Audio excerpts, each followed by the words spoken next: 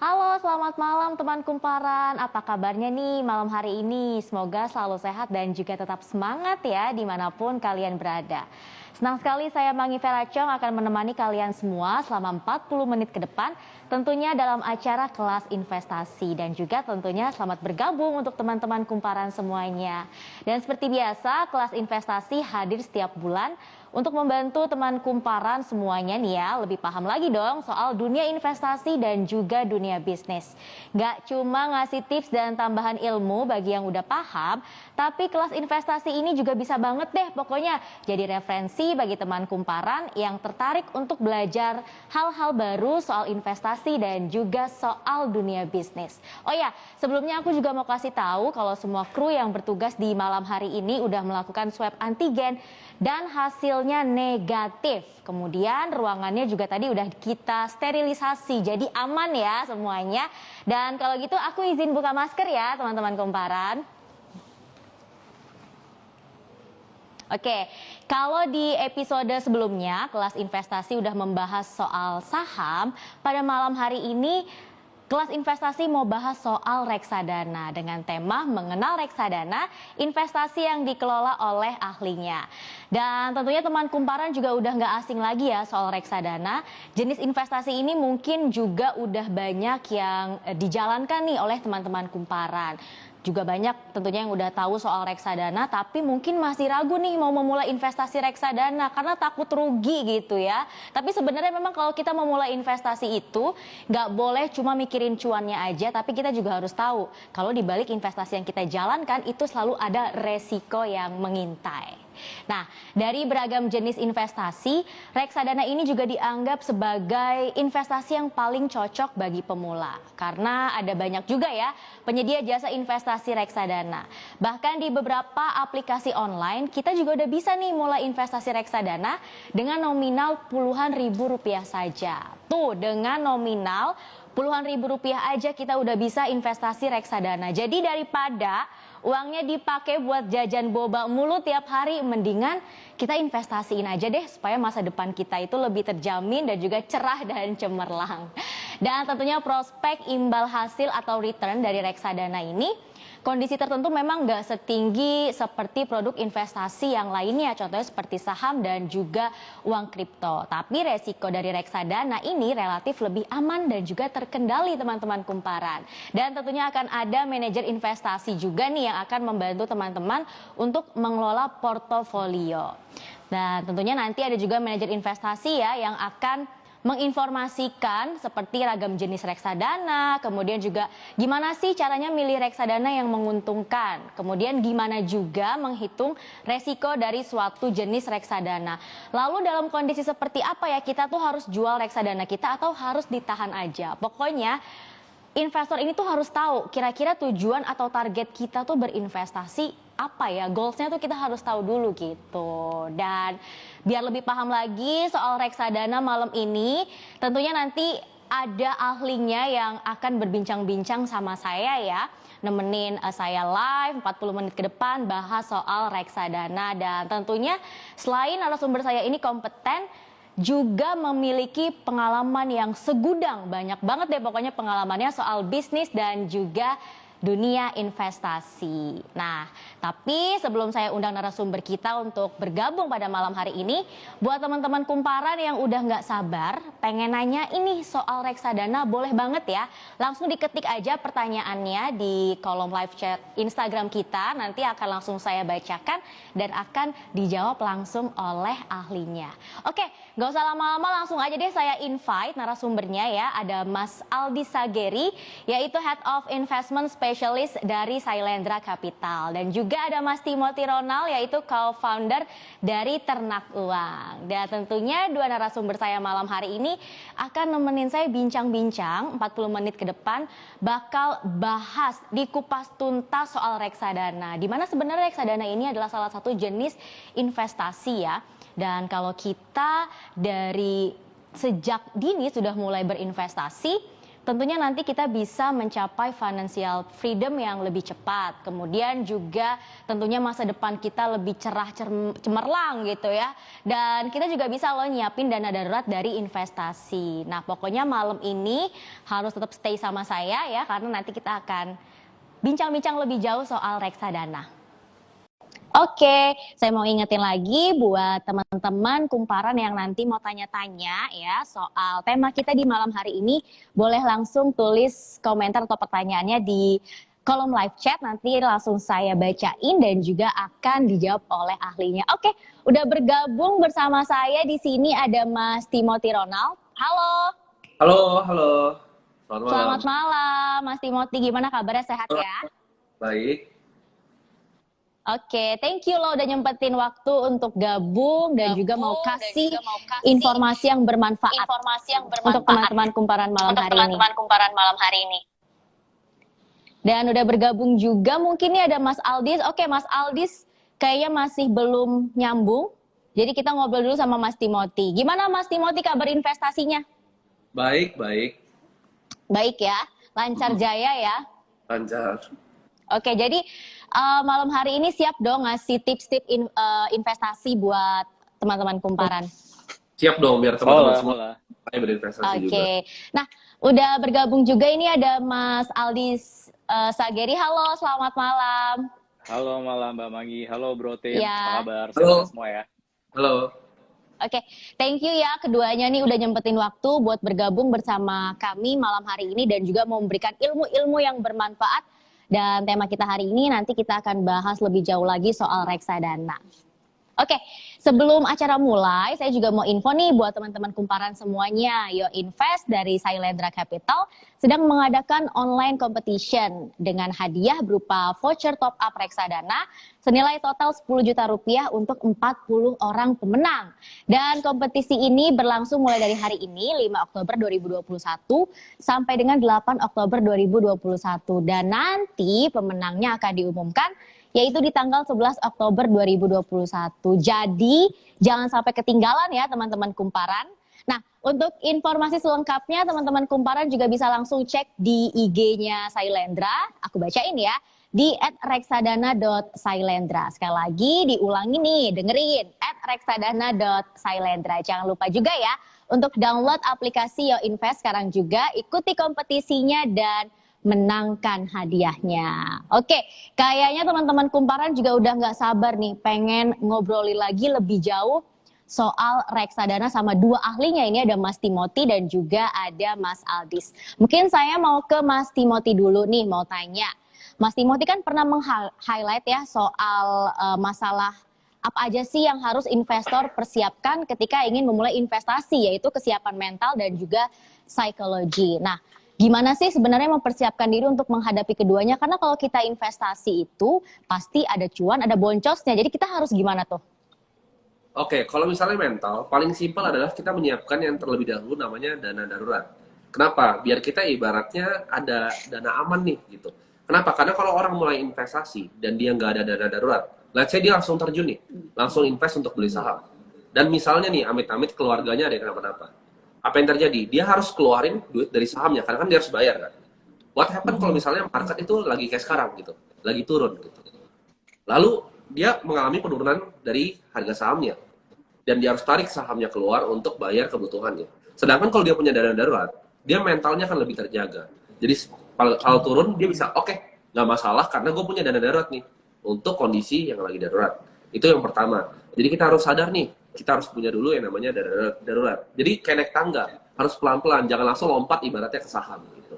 Jadi benerin dulu fondasi kita. Oke, jadi kalau mau investasi lebih baik siapin dana darurat dulu ya. Wajib itu harus punya. Wajib hukumnya. Oke. Nah, kemudian Mas Timothy, banyak yang bilang reksadana ini kan cocok untuk pemula. Nah, menurut Mas Timothy sendiri gimana tuh? Bener nggak sih? Sebenarnya reksadana dikatakan cocok untuk pemula nggak juga. Kenapa? Karena reksadana cocok untuk semuanya sebenarnya. Kenapa semuanya? Karena nggak semua orang itu memang hobi dengan market gitu. Nggak semuanya punya waktu untuk analisa emiten, nggak analisa obligasi gitu. That's why adanya produk-produk seperti reksadana. Karena saya rasa investasi itu harus gitu. Tapi nggak semua orang harus jago saham. Gitu. Jadi ada yang mungkin pekerjaannya itu suka main golf gitu, let's say, atau punya hobi lain gitu. Nggak masalah, nggak usah liatin market gitu. Kalian cukup beli reksadana aja dan kalian bisa menikmati imbal hasilnya. Investasi itu harus, tapi jago di saham tuh nggak harus. Oke, jadi dengan adanya investasi reksadana ini bisa ngebantu para investor yang sekiranya tuh nggak punya cukup banyak waktu gitu ya? Betul, betul banget. Dan juga nggak mungkin terlalu jago membaca analisa pasar market gitu ya? Betul. Oke, nah kemudian saya juga mau tanya sama Mas Aldis nih. Reksadana ini kan sering dibilang murah, low risk, dan manageable. Bisa nggak sih dijelasin lebih jauh lagi soal ketiga hal tersebut tuh sebenarnya artinya apa sih? Oke, thank you atas pertanyaannya Mbak Manggi. So, if we compare reksadana dengan other instrumen investasi gitu ya, contohnya seperti saham gitu, memang reksadana cenderung lebih low risk dan manageable ya daripada saham.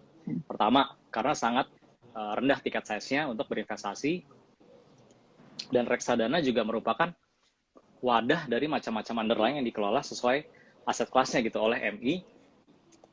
Jadi para investor yang memiliki waktu terbatas untuk mengikuti pergerakan market gitu ya, bisa duduk tenang dan percaya kepada manajer investasi yang mengelola fund tersebut gitu ya. Jadi ya tenang aja gitu. Jadi udah aman karena kita sebagai expertnya sudah mengelola investmentnya si nasabah-nasabah semua kayak gitu sih. Oke, kalau kita ngomongin soal manajer investasi nih, bisa nggak dijelasin profil background atau kualifikasi seorang manajer investasi itu seperti apa sih? Sehingga kita nih sebagai investor tuh yakin nyerahin dana kita untuk dikelola sama si manajer investasi tersebut, Mas Aldis. Oke, nah ini sebenarnya sama seperti kita kalau lagi milih calon pacar gitu ya. Pasti kan ada due deal gitu ya, ada KYC-nya ya, background checking lah gitu basically. Mesti dicek tuh bebet bobotnya gitu kan. Seperti apa sih manajer investasi yang kalian semua ingin percayakan investasi kalian gitu di produk MI tersebut? Lihat dari sejarahnya gitu ya. Berapa lama sih dia sudah berdiri, produk performanya seperti apa, track record, serta who's the person who run the business gitu kan. Because the reputation is very important gitu kan. Sehingga para investor juga bisa tenang gitu untuk berinvestasi. Contoh gitu ya. Di Shalenta Capital sendiri, kita sudah berdiri sebagai salah satu fund house lokal yang tidak terafiliasi oleh institusi manapun, berdiri sejak 2006, dan konsisten bisa menjadi salah satu MI dengan AUM terbesar di Indonesia gitu ya, dengan cara ekspansi bisnis gitu. Memperkuat jaringan kita ke berbagai channel distribution, mitra terpercaya seperti bank, securities, fintech, marketplace, digital payment. So, kepercayaan investor harus didukung juga dengan integritas kami dalam mengelola dana nasabah dengan maksimal. So, kayak gitu, basically. Oke, jadi untuk investor pun, ya investor pemula ketika ingin investasi reksadana ini juga harus ada effortnya. Salah satunya harus memilih manajer investasi yang tepat ya, karena nantinya dana kita ini akan dikelola oleh manajer investasi tersebut. Nah, kalau dari Mas Timothy sendiri nih, seberapa besar sih porsi investasi yang dipercayakan ke manajer investasi? Oke, kalau saya pribadi karena saya cukup aktif ya di market sebenarnya, jadi saya mungkin porsi untuk saya taruh reksadana mungkin 5%, 5-10%. Tapi ini balik lagi, tergantung orang. Kalau misalnya memang mereka nggak punya banyak waktu, dan misalnya capitalnya tuh nggak banyak, kenapa untuk pemula sebenarnya? Karena gini, kalau misalnya kita mau beli saham, uang kita 500.000, kita nggak bisa beli cukup saham untuk amanin portfolio kita, untuk diversifikasi. Sedangkan kalau kita beli reksadana, itu tuh bisa 100.000 aja, kalian dapat banyak saham. Karena itu kan di pooling. That's why itu bagus banget untuk pemula yang modal minim gitu. Soalnya kalau misalnya kalian beli saham ya lumayan mahal kan, butuh modal juga lebih besar sebenarnya. Dibanding kalian reksadana 100.000 aja terima jadi gitu. Tinggal tabung aja gitu bulan. Kenapa cuma 5%? Karena saya cuma pakai reksadana, saya juga pakai sebenarnya Shalendra gitu. Saya pakai SPT. Thank you. Itu kayak money market saya. Itu dana darurat saya di situ SPT. Kenapa? Karena itu paling tinggi di Indonesia. Jadi saya senang juga sebenarnya webinarnya sama Shalendra gitu. Kalau di Jakarta saya harus. Thank you, bro. Kalau misalnya jadi salah satu, Iya, jadi kalau misalnya kalian event mau reksadana yang saham gitu, saya nggak saranin kalian cari reksadana saham yang AUM-nya besar justru. Kan biasa banyak tuh orang-orang ngajarin, wah cari yang AUM besar, dan kenapa saya nggak suka gitu? Karena kalau kita cari AUM besar, pilihan sahamnya jadi terbatas gitu. Sedangkan AUM yang kecil ini, dia fund-nya tuh lebih fleksibel gitu. Kayak misalnya SBOF, itu kalau misalnya kalian mau nyontek, misalkan nanya, portfolio gua apa sih di saham gitu? sebenarnya banyak juga ya sama juga kan kalau melihat prospektusnya SBOF gitu kan itu kan fundnya kalau nggak salah absolute return-nya jadi memang Betul. dia bisa balance risknya gitu jadi misalnya market lagi jelek sedangkan kalau reksadana saham ke cap dia gitu jadi kalau market turun biasanya ikut turun gitu boleh banget sih untuk pemula. Oke, jadi bisa kita bilang salah satu keuntungan dari reksadana ini cocok buat yang dananya terbatas ya, investor pemula, kemudian juga waktunya juga terbatas. Karena tadi dari 100.000 rupiah aja nih kita bisa memiliki berbagai macam reksadana ya, karena nanti ada manajer investasi yang akan ngebagi-bagi gitu diversifikasi dana yang kita miliki. Dan juga akan ada manajer investasi yang akan mengelola portofolio yang kita miliki. Oke, kemudian Mas Aldis nih, kalau diinvestasikan berlaku high risk, high return. Begitu juga sebaliknya. Nah, kalau reksadana ini kan low risk, artinya low return juga ya. Nah, apakah dari low return ini menarik nih buat para investor? Karena yang kita tahu selama ini, para investor kalau mau investasi, maunya cuannya pasti yang gede banget. Gimana tuh? Oke, untuk sedikit memberikan informasi gitu ya. Jika kita membahas instrumen only reksadana gitu kan. Reksadana sendiri juga memiliki aset kelas-nya sendiri gitu kan. Dari yang low risk low return hingga high risk high return itu juga ada. Mulai dari reksadana pasar uang, pendapatan tetap, campuran, bahkan ada reksadana saham gitu ya, yang lebih more agresif. Nah, produk fit untuk para investor mengetahui profilnya, itu ditentukan dengan profil risknya dulu. Jadi, untuk menentukan satu produk apa yang paling cocok buat investor, pasti harus ada risk profilnya. Kan nggak cocok kalau nasabah yang konservatif dikasih saham, ataupun sebaliknya kan. Jadi risk tolerance itu very important gitu. Jadi profile risk untuk nasabah mengetahui produk apa yang paling cocok untuk pemula, itu adalah most important sebelum kita menentukan goal planner kita, tujuan investasi kita, dan lain-lain. I think juga kayak Bro Timothy gitu ya, yang bloods, risk tolerance-nya lebih tinggi gitu kan. Terus cukup very high conviction gitu tipikalnya. Pas saya rasa reksadana campuran dan reksadana saham lebih suit you better gitu kan. Instead you going very conviction on the fixed income or money market kan.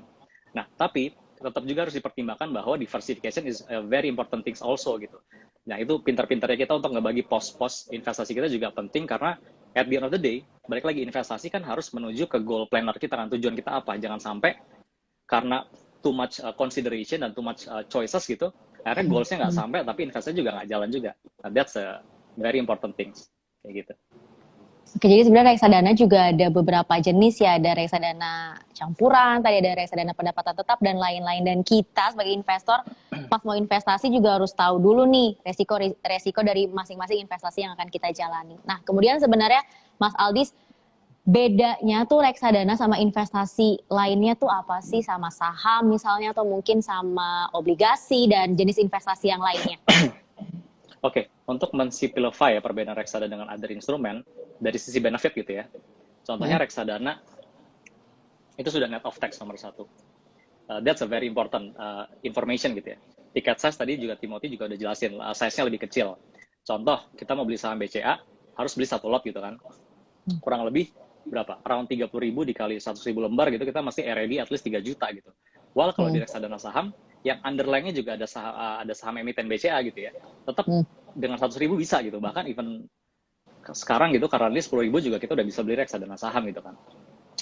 Lalu banyak juga benefit lain dari sisi, contohnya kalau misalnya kita compare sama obligasi yang berbasis korporasi gitu ya. Itu juga dari sisi tax kita akan sangat diuntungkan gitu kan. Kalau di reksadana pendapatan tetap sudah tidak ada tax tuh dalam capital gain yang kita hasilkan, kita dapatkan untuk produk kita gitu kan. Lalu contohnya seperti ada instrumen seperti ETF gitu ya.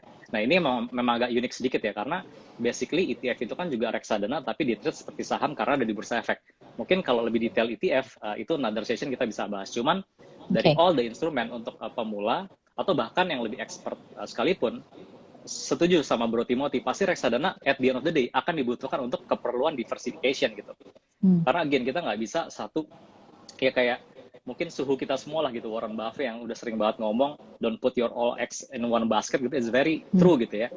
I think bukan soal one basket at all at the same time juga, tapi bener-bener portionnya. Kayak contoh, ada saham, mungkin conviction aja 3-4 saham, tapi ada reksadana juga conviction juga. Berapa reksadana yang kira-kira suit you better untuk dapetin goals planner yang bener-bener teman-teman inginkan gitu. Jadi again, jangan confusing sama banyaknya informasi dan banyaknya produk di market.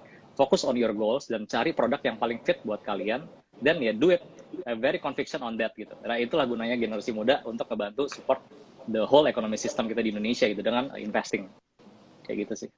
Oke, jadi artinya Mas Aldis dengan reksadana ini secara nggak langsung ngebantu kita untuk diversifikasi dong? True, very true, dan agree.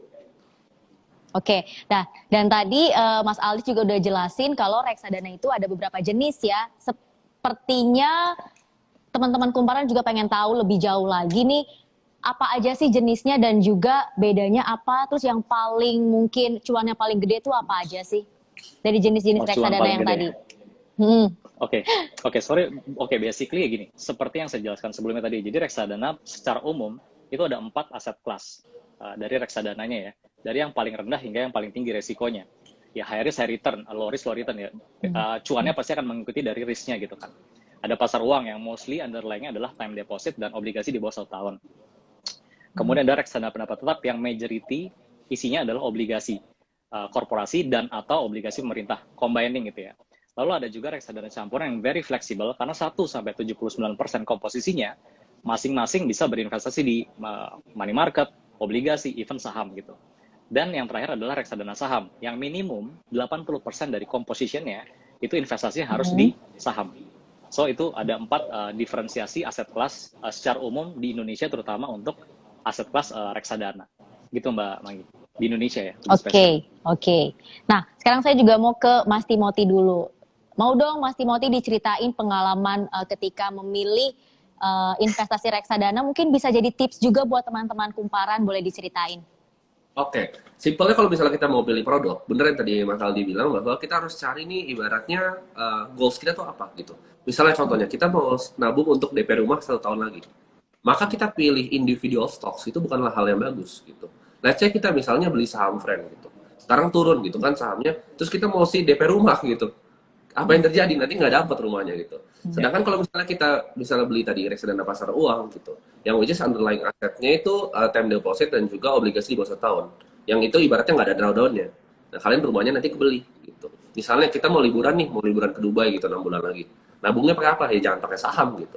Kalau saham kita harus tahu time frame kita tuh berapa gitu. Jadi itu yang penting sih, tahu time frame dan goalnya apa. Jadi sesuai nanti. Oke. Nah, terus nih Mas Timothy, gimana sih cara mengukur reputasi penerbit suatu reksadana? Oke, kalau reputasi penerbit itu ya kita bisa tahu lah dari kira-kira udah berapa lama berdiri, AUM-nya berapa, simpelnya. Tapi lihat benar-benar karena gini, analisa reksadana itu sebenarnya agak mirip dengan kita analisa mau beli saham gitu. Yang kita lihat itu apa? Kita lihat fund manajernya gitu. Jadi masing-masing reksadana, kayak Shalendra dan lain-lain, itu mereka punya karakteristiknya masing-masing gitu. Jadi ada misalnya fund manager yang lebih suka ibaratnya saham-saham defensif gitu. Mereka akan mungkin performnya lebih kecil tapi lebih stabil gitu. Ada juga yang agresif gitu. Tapi kan produknya beda-beda juga. Jadi kalau saya lihat bahwa kita harus ngerti gimana caranya pick fund manager kita yang memang trusted dan juga kalian suka stylenya gitu. Karena kalian tuh beli fund manajernya sebenarnya. Kalian bukan beli orang yang fund manager. Oke, karena memang fund manager ini yang nantinya mengelola portofolio investasi kita ya.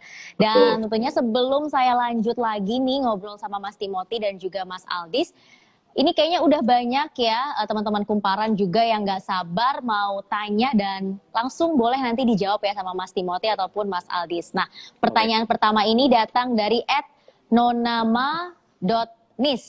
Hai Mas Aldis, mau bertanya nih, apa yang ngebedain produk-produk yang dijual di YoInvest dengan aplikasi online lainnya? Silakan Mas Aldis.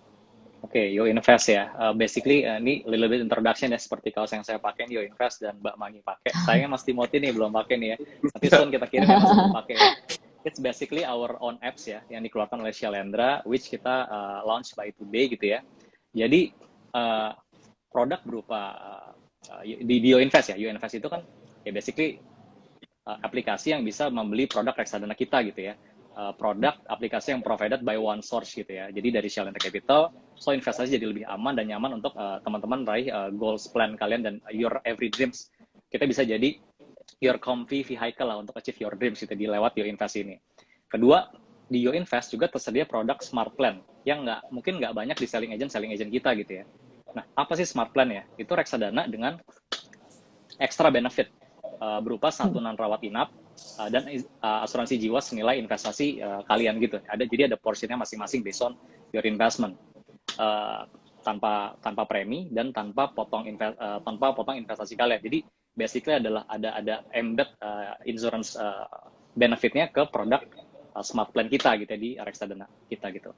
Nah, bukan cuma jualan produk reksadana saja di YoInvest itu kita juga adalah merupakan platform edukasi juga dan investasi. Jadi one package for all. Jadi teman-teman mau lihat market, what's going on with the market sekarang juga bisa, mau lihat update dari fund manager juga bisa, terus ngelihat secara makro, domestik, global, bahkan video-video e-learning juga banyak. Jadi just one app akan kasih kalian spektrum yang luas untuk wawasan terutama terkait financial sector dan industri investasi ya. Kayak gitu sih, Mbak siapa tadi nanya? Thank you atas pertanyaannya. Mbak Nona tadi ya, Mbak Nona, Instagramnya.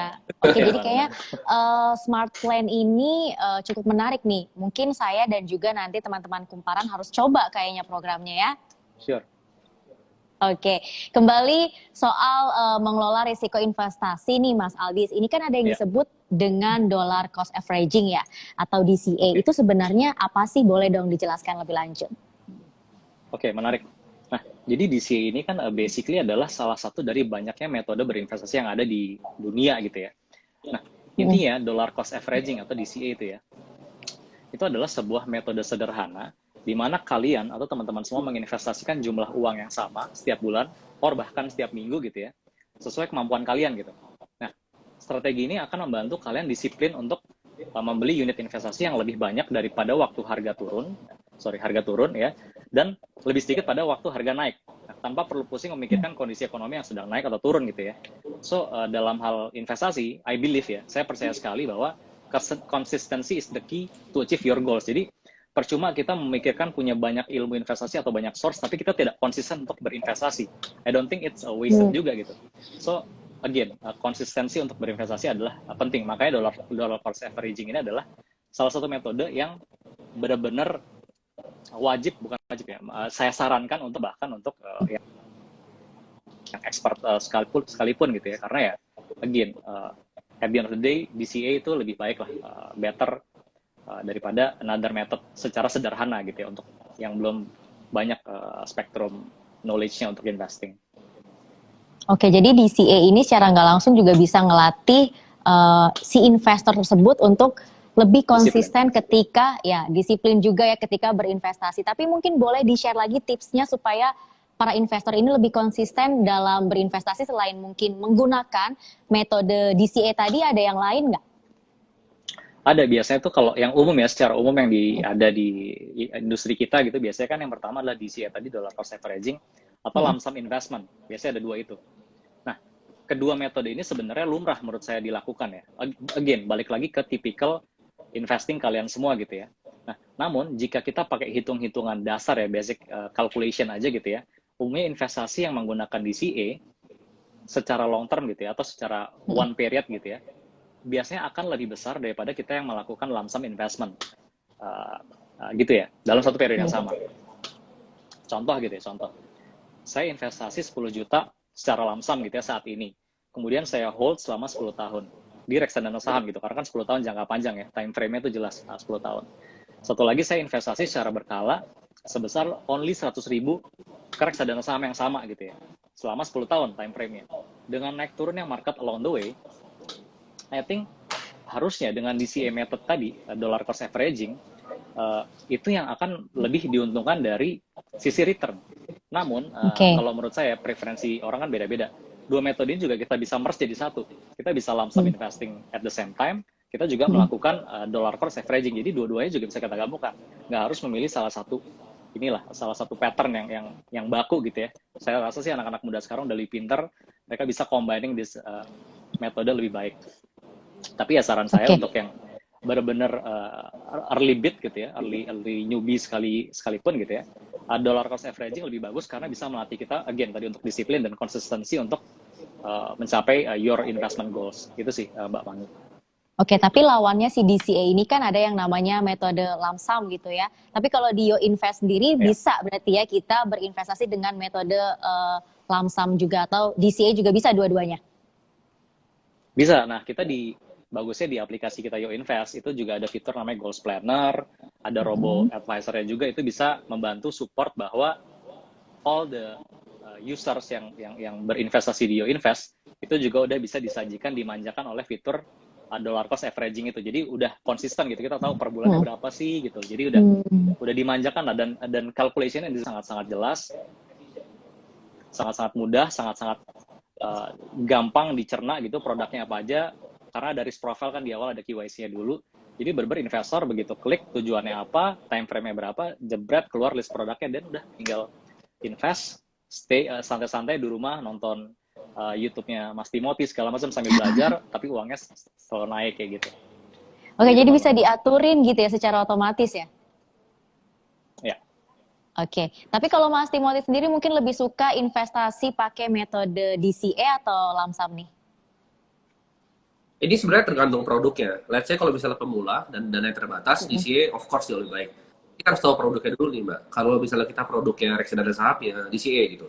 Tapi kalau misalnya Oke. reksadana yang drawdown-nya itu kecil, kayak misalnya reksadana pasar uang, itu nggak masuk akal buat DCA. Kenapa? Karena grafiknya lurus kan. Lebih baik selalu Mhm. kan laptop. Jadi kalau tarik time frame 1 sampai 5 tahun, misalnya reksadana yang underlying obligasi itu akan always better untuk kita lump sum. Tapi kalau misalnya lump sum kan butuh modal gitu kan. Tapi semuanya nggak Hmm. punya modal, dia pun nggak masalah. Tapi kalau saya pribadi, saya Oke. almost investment saya lump sum. Oke, jadi kalau Mas Timothy sendiri mau pakai metode DCA atau lump sum juga kadang dilihat dari jenis reksadananya gitu ya. Betul, dari jenis reksadana. Oke, nah Mas Aldis, sekarang ini kan banyak ya investor nih yang mau berinvestasi dengan cepat kaya gitu. Terus kira-kira kalau investasi pakai metode DCA itu cocok nggak sih? Nah, ini boleh dijawab oleh Mas Aldis dan juga Mas Timothy nih. Boleh Boleh Timothy dulu. mungkin Mas Aldis. Oh, oke, Mas Timothy dulu silakan. Nah, Tadi pertanyaannya teman-teman yang mau DCA ya? Iya, jadi sekarang kan milenial nih banyak banget yang investasi tapi pengennya tuh cepet cuan, cuannya gede, pengen cepet kaya. Nah, kira-kira kalau pakai metode DCA ini tuh cocok nggak sih? Jadi mungkin karena generasi kita tuh banyak yang tadi betul cepat kaya gitu, banyak yang nggak sabaran sebenarnya. Tapi Nah, DCA ini bagus sebenarnya untuk melatih apa? Melatih kita disiplin gitu. Jadi kita menyisihkan dari paycheck kita setiap bulannya gitu. Jadi orang banyak yang miskonsepsi nih antara menyisihkan dan menyisakan gitu. Orang biasa belanja dulu dari gajinya, sisanya baru ditabung gitu. Nah, kalau menyisihkan beda. Begitu kita dapat gaji misalnya 5 juta, 500 ribu sampai sejuta langsung disisihkan. Nah, itu langsung DCA aja gitu. Jadi itu bagus oke. untuk. Tapi kalau tadi mau cepat kaya, ya cari saham beggar pakai lamp saham itu lebih cepat gitu. Oke, nah kalau menurut Mas Aldi sendiri gimana? ya mungkin saya tambahkan sedikit ya. Saya kurang lebih setuju dengan yang Timothy jelaskan. Again, Mhm. betul. Kalau mau cepat kaya, ya benar. Cari multi-bagger stocks, high conviction, hajar naik gitu kan. Oke.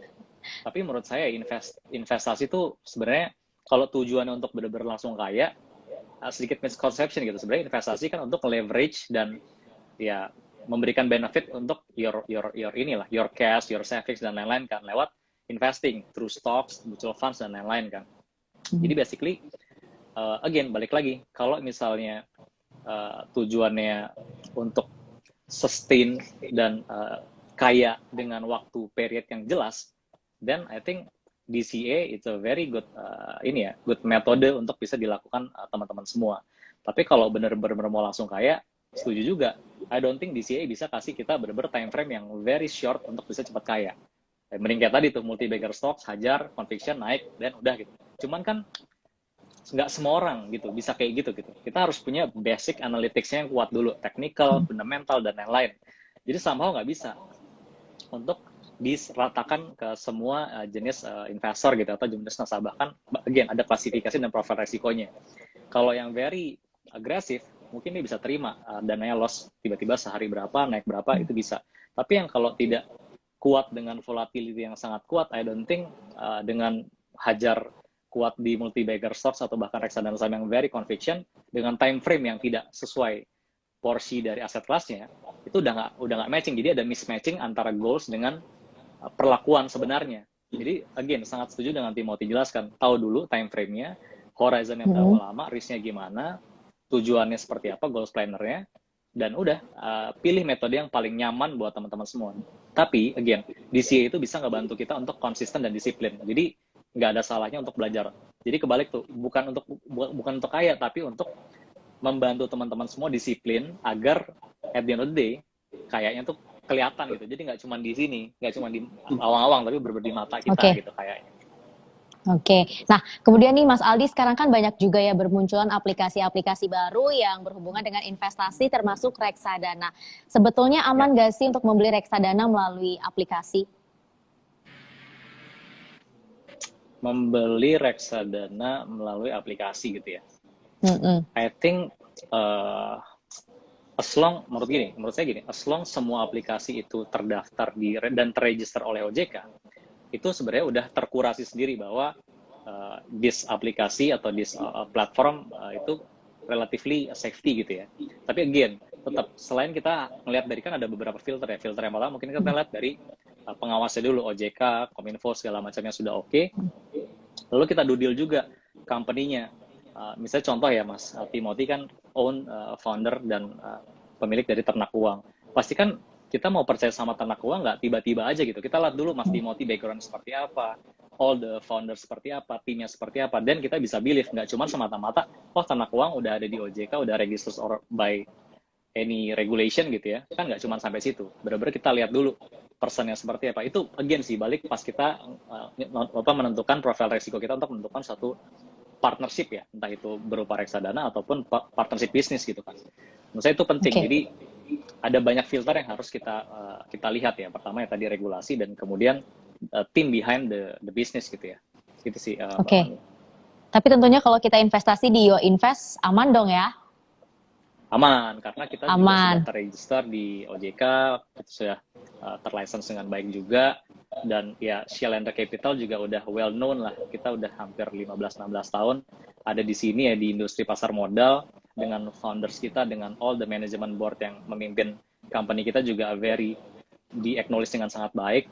I think reputation is very important yang tadi saya bilang di awal ya. Jadi saya rasa itu bisa jadi modal kita untuk bisa ngebantu teman-teman semua percaya kepada Shalendra lewat YoInvest aplikasi kita, atau bahkan ke Shalendra Capital sendiri, untuk bisa jadi vehicle teman-teman untuk achieve your goals gitu, untuk achieve your every dreams lewat investing in mutual funds, to be specific gitu ya.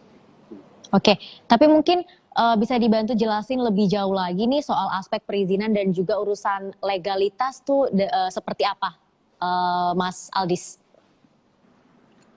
Untuk legalitas perizinan, jadi sebenarnya intinya ya kalau di Shalendra itu kan yang penting di YoInvest ini kan yang pertama jelas dari banyaknya filter tadi, misalnya dari company-nya dulu nih, Shalendra Capital, kita udah very prudent dan well known sebagai MI yang cukup well educated dan well do business very good gitu ya in the industry gitu kan.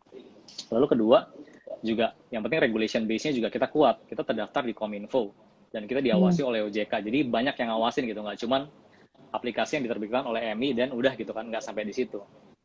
Nah hal-hal seperti itu juga menurut kita jadi lebih penting gitu, karena gini, saya pribadi ini adalah orang yang mencoba banyak aplikasi gitu untuk berinvestasi. Sebelum kita launching our own apps gitu ya. Kalau sekarang sih kita udah pakainya YoInvest gitu ya, zaman sekarang. Tapi back then gitu, sebelum kita launching, kita kan pasti banyak research, kita banyak coba-coba kan.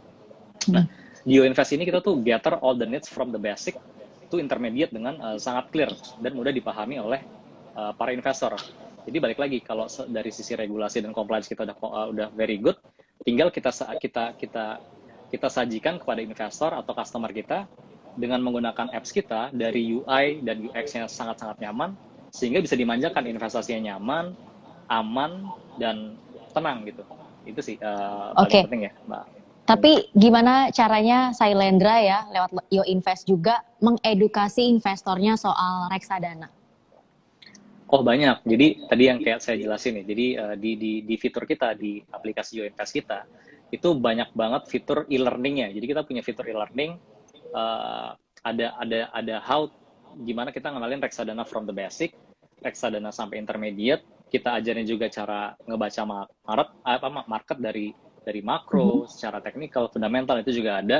Lalu ada banyak materi-materi bacaan gitu ya. Ada market insight, ada monthly bulletin yang simply teman-teman bisa baca through the phone gitu, sambil tidur, sambil ngopi, sambil nunggu film mau tayang ataupun bisa dilakukan lewat one apps kita. Oke, jadi kayak menarik banget nih investasi lewat Yo Invest. Nah, sekarang saya mau ke Mas Timothy dulu. Sekarang kita bahas nih Mas Timothy soal logika permainan di investasi reksadana. Sebenarnya apa sih yang harus kita pertimbangkan saat akan beli atau jual reksadana? Yang harus kita pertimbangkan saat beli atau jual, kita harus bisa yang pertama itu pilih produknya dulu gitu. Pilih produknya berdasarkan apa? Berdasarkan goal kita masing-masing lagi gitu. Jadi kalau misalnya kita punya goal, harus set yang sangat spesifik gitu. Kita mau apa sih? Jangan cuma invest tapi kita nggak tahu nih uangnya itu sebenarnya buat apa. Jadi kalau bisa kita bisa pos-posnya gitu. Kita mau investasi, misalnya nih untuk beli kendaraan cash gitu. Nah, atau misalnya untuk DP untuk beli mobil pertama. Kan udah jelas tuh, misalnya time frame-nya dalam waktu 3 tahun. Belinya kapan? Belinya saat ya kita udah punya uang untuk mulai disisihkan investasi gitu. Kita sisihkan terus investasi dan jualnya kapan ya saat goalnya tercapai gitu. Misalnya kita untuk DP mobil kita butuh uang 100 juta. Kita tabung selama mungkin 3 tahun di misalnya SPTP gitu. Kalau udah ya kita jual gitu, saat nilainya udah nyampe 100 juta.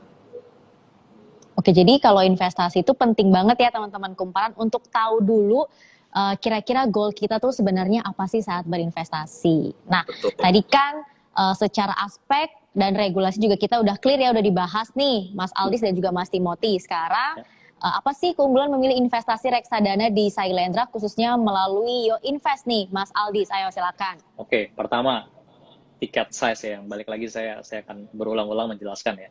Tiket size yang sangat retail friendly, everybody can buy. I don't think nggak ada orang yang nggak bisa beli lewat 10.000 untuk bisa reksadana gitu ya. Sekarang udah very easy gitu ya, karena retail friendly banget. Terus kedua, bisa mendapatkan produk-produk eksklusif yang tadi saya jelasin, ada smart plan dan lain-lain, yang mungkin tidak ada di selling agent yang udah partneran sama kita. That's a very exclusive things yang bisa teman-teman dapetin kalau berinvestasi lewat aplikasi kita yang bernama Yo Invest. Terus yang ketiga adalah no cost at all, tidak ada cost transaction sama sekali untuk beli, simply tinggal beli, tidak ada cost yang dipotong, dan tinggal nikmati pertumbuhan investment journey lewat mutual funds kita.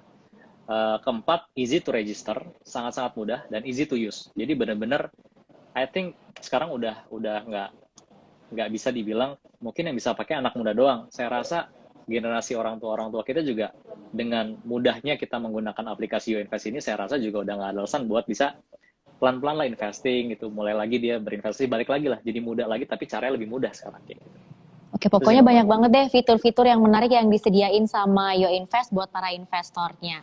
Nah, kemudian nih untuk Mas Timothy sendiri, kira-kira hal apa sih yang harus jadi pertimbangan bagi kita para investor ketika memilih platform untuk berinvestasi? Karena takutnya sekarang banyak nih investasi-investasi bodong gitu yang nggak bertanggung jawab, bahwa kabur dana kita, padahal kan tujuannya untuk investasi. Yang pertama ya pasti regulasi gitu. Kalau udah diawasi dan juga terdaftar oleh OJK. Jadi itu aja udah kayak tadi Mas Aldis bilang ya, itu suatu filter gitu buat teman-teman yang mau mulai investasi. Tapi yang terpenting sebenarnya bukan platformnya apa, tapi sebenarnya MI-nya siapa gitu. Fund manager-nya siapa dan orang di belakangnya itu siapa. Kalau misalnya Sailendra ini gue nggak bisa dibayar untuk ngomongin ya by the way. Jadi karena memang produknya saya pakai sendiri gitu. Jadi kalau misalnya ini amit saya nggak bisa trading gitu, saya nggak bisa nyentuh market lagi. Salah satu pilihan MI yang saya akan taruh uang saya itu mungkin Sailendra gitu. Jadi mungkin saya bosan sama market itu mungkin saya taruhnya kan di Sailendra. Karena ya memang returnnya bagus juga dan juga ya kompeten gitu. Kita bisa lihat dari foundersnya gitu yang sangat saya respect juga. Jadi ya bagus Sailendra. Oke, pokoknya Thank you, banyak keuntungan lah ya kalau kita investasi di Sailendra ya, fitur yang menarik, kemudian udah pasti aman karena tadi regulasinya juga udah jelas banget ya yang dimiliki oleh Sailendra. Nah, kalau kita bicara soal investasi ini juga kayaknya banyak banget ya teman-teman yang memang ingin tanya soal investasi reksadana nih. Dan mungkin kalau pertanyaan dari saya sendiri, saya juga mau nanya sebenarnya. Kira-kira kalau untuk jangka panjang mungkin sampai 5-10 tahun lalu itu reksadana cukup nggak sih? Atau cocok nggak sih? Oke, untuk Siapa nih yang mau jawab? Boleh Mas Timothy atau Mas Aldis juga boleh. Oke. Jadi tadi pertanyaannya reksadana gimana kalau 5 tahun sampai 10 tahun lalu? Iya, untuk long term itu sebenarnya cocok nggak sih? Oh, reksadana untuk 5 sampai 10 tahun ke depan gitu ya? Mm-mm. I think justru bisa dibilang sangat cocok ya, apalagi untuk generasi muda kayak kita ya, yang dimana kita udah well educated ya. Mungkin ya kalau kita ngomong tadi kan planningnya untuk 5 sampai 10 tahun ke depan. Tapi kalau secara knowledge 5 sampai 10 tahun lalu, mungkin belum banyak anak muda yang well educated tentang mutual funds gitu kan. Orang-orang kayak saya gitu ya, mungkin 5 sampai 10 tahun lalu karena di edukasinya deposito, emas dan lain-lain, kita nggak nyentuh investment produk lebih banyak seperti anak-anak zaman sekarang. So kalau kita ngomongin 5 sampai 10 tahun ke depan, I think reksadana bisa menjadi salah satu vehicle yang paling tepat untuk achieve your every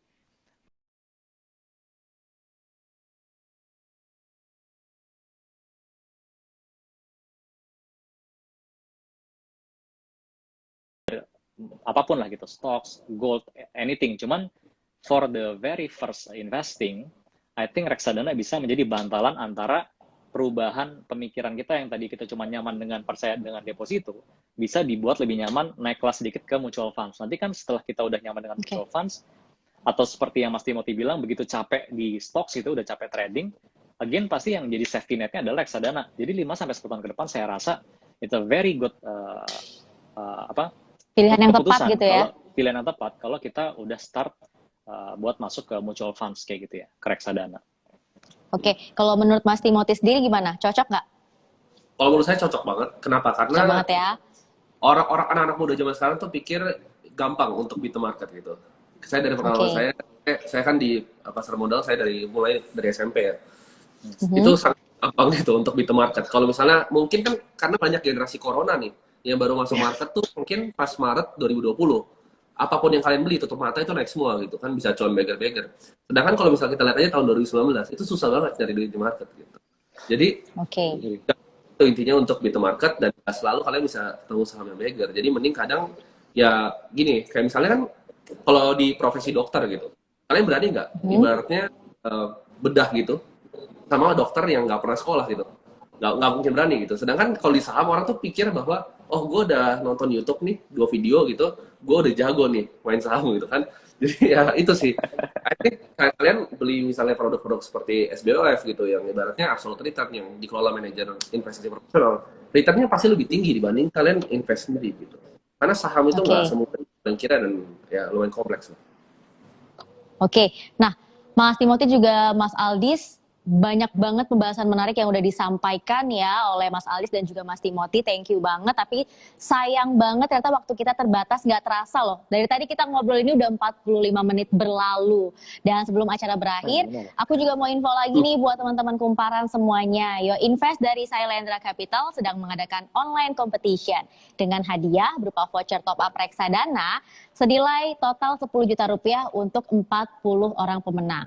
Dan kompetisi ini berlangsung mulai dari hari ini 5 Oktober 2021 sampai dengan 8 Oktober 2021. Dan pengumuman pemenangnya nanti akan di-announce ya di tanggal 11 Oktober 2021. Jadi jangan sampai ketinggalan ya teman-teman kumparan. Dan untuk informasi selengkapnya teman-teman kumparan juga bisa langsung cek nih di IG-nya Sailendra di @reksadana.sailendra. Sekali lagi saya ulangi di @reksadana.sailendra. Dan jangan lupa juga untuk download aplikasi Yo Invest sekarang juga. Ikuti kompetisinya dan menangkan hadiahnya. Dan kita udah sampai nih di penghujung acara. Saya mau ngucapin terima kasih banyak kepada Mas Timothy dan juga Mas Aldis yang sudah berbagi informasi, tipsnya, dan juga hal-hal menarik kepada teman-teman investor dan juga kepada saya malam hari ini soal reksadana. Semoga di lain kesempatan kita bisa ketemu lagi. Pokoknya sehat dan sukses selalu. Terima kasih Mas Aldis dan juga Mas Timothy. Thank you Mbak Magi, thank you semua. Thank you Bro Tim, kabar-kabar Bro. Oke.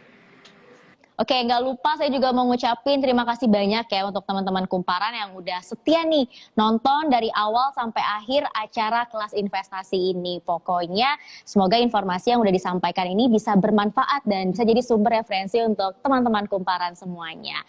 Dan kalau teman-teman kumparan masih pengen tahu lebih jauh ya soal investasi, boleh banget dong kunjungin halaman Kumparan Bisnis di website kumparan.com. Gak cuma perihal reksadana, di situ juga banyak banget nih informasi lebih mendalam mengenai bisnis dan investasi lain pastinya. Pantau terus halaman Kumparan Bisnis untuk mendapatkan informasi terupdate seputar investasi dan saham di setiap harinya. Saya Mangi Vera Chong dan seluruh rekan-rekan yang bertugas undur diri, terima kasih dan sampai jumpa.